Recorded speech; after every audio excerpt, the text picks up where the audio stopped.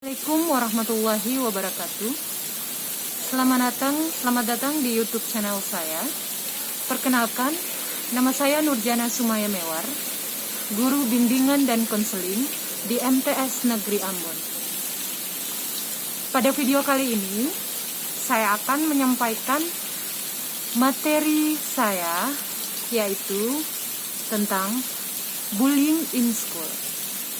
Sebelum saya sampai ke inti materi, saya akan memperkenalkan dulu atau menjelaskan apa itu bullying.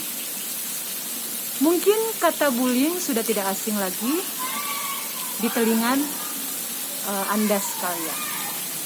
Bullying sendiri artinya penindasan kepada yang lemah. Nah, yang akan saya bahas di video kali ini adalah tentang bullying in school. Saya akan membacakan definisi menurut Wikipedia tentang bullying in school itu sendiri atau penindasan di sekolah. Oke, menurut Wikipedia, bullying in school atau penindasan di sekolah adalah jenis penindasan yang terjadi sehubungan dengan pendidikan yang berulang, paling terjadi dan seringkali selama periode waktu yang panjang dan menyebabkan kerusakan permanen pada korban. Penindasan dapat dilakukan secara fisik, verbal, dan emosional. Untuk bullying sudah terbagi menjadi 3, yaitu bullying verbal, fisik, dan emosional.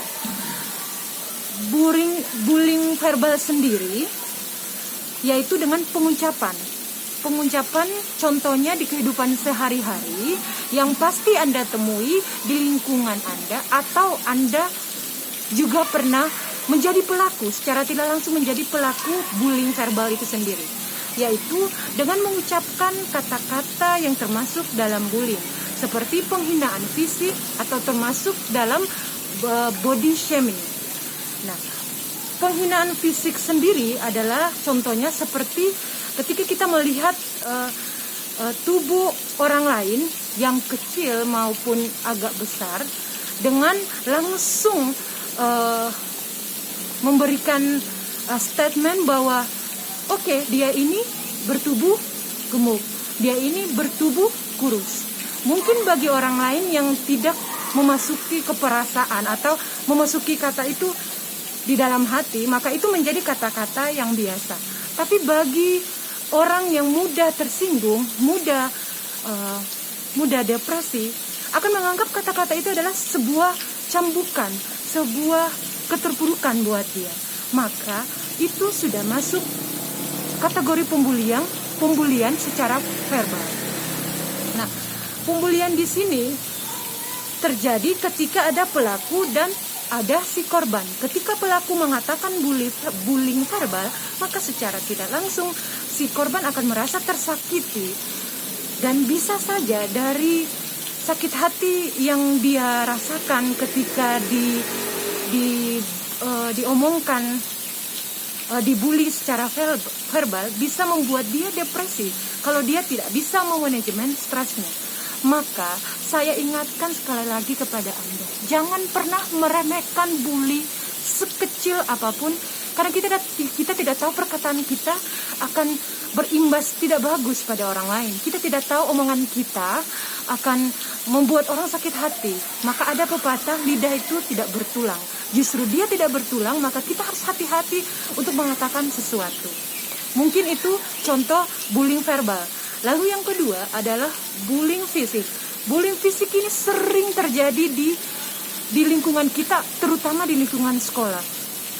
Kalau di lingkungan sekolah, contohnya seperti kita memukul teman kita dengan sengaja maupun tidak, dan teman korban itu akan tersakiti. Misalkan kita memukul dia dalam keadaan dia tidak melawan, itu secara tidak langsung bullying fisik. Itu pun terjadi paling banyak di sekolah. Maka hindari bullying sekecil apapun. Intinya, saya akan menjelaskan di sini, tolong jangan meremehkan bullying sekecil apapun.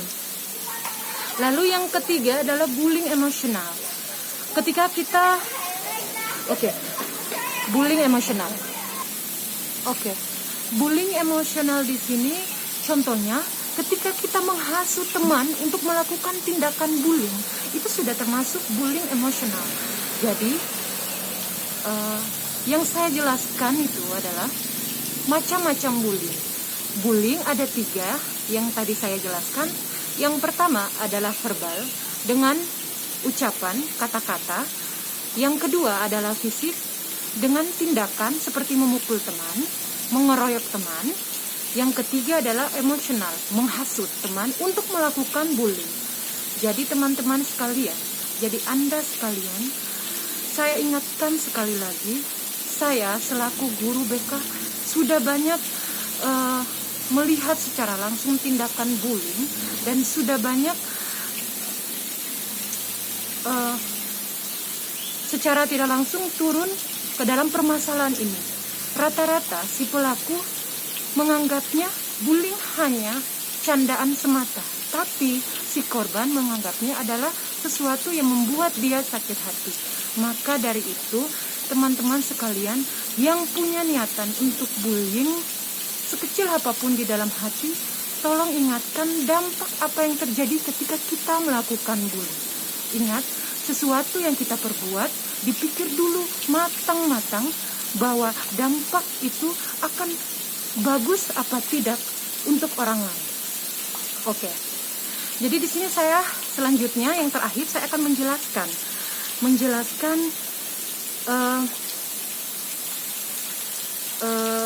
cara mencegah bullying terjadi di sekolah, yaitu ketika kita mempunyai teman yang cenderung akan melakukan bullying di sekolah, maka kita selaku teman setidaknya sebagai teman mengingatkan bahwa tindakan bullying itu tidak baik dari diri kita sendiri.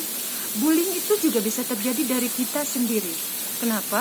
Kalau kita tidak manajemen perilaku kita bahwa sesuatu yang tidak baik kita lakukan ke orang lain, maka secara tidak langsung kita akan bisa mengontrol teman-teman kita,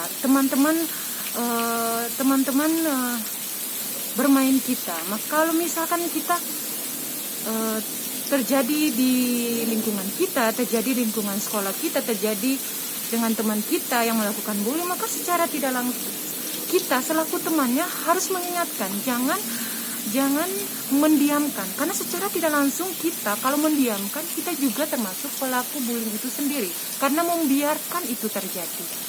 Maka teman-temanku sekalian, anak-anakku sekalian, mohon bullying itu jangan dianggap remeh, karena sesuatu masalah yang dianggap remeh akan menjadi sebuah masalah yang besar ketika kita mendiamkannya saja.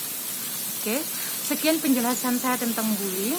Lebih dan kurangnya mohon maaf. Kalau ada yang mau ditanyakan, silakan langsung bertanya via komentar. Jangan lupa like, subscribe. Semoga materi